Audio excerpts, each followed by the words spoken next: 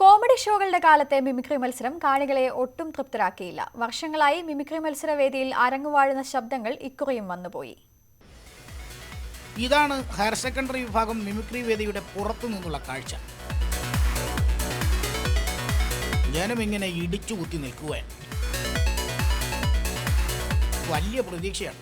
ഇന്ന് ചിരിച്ച് ചിരിച്ച് ഊപ്പാട് വരും.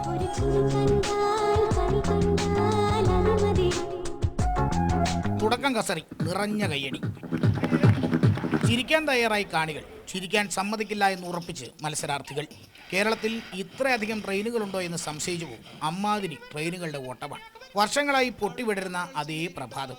പൊട്ടിയതും ചീറ്റിയതുമായ വെടിക്കെട്ടുകൾ, ഉപയോഗിച്ച് തുരുമ്പെടുത്ത ആക്സോ ബ്ലേഡുകളും ഡ്രില്ലിംഗ് മെഷീനും, പറന്നു നടക്കുന്ന ഹെലികോപ്റ്ററുകൾ,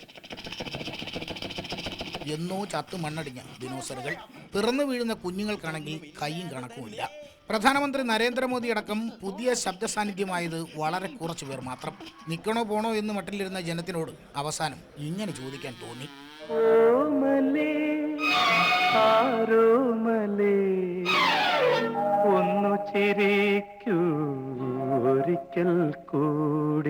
ക്യാമറമാൻ സുമേഷിനൊപ്പം കലോത്സവ വേദിയിൽ നിന്നും എസ് ലാലു, ന്യൂസ് 18.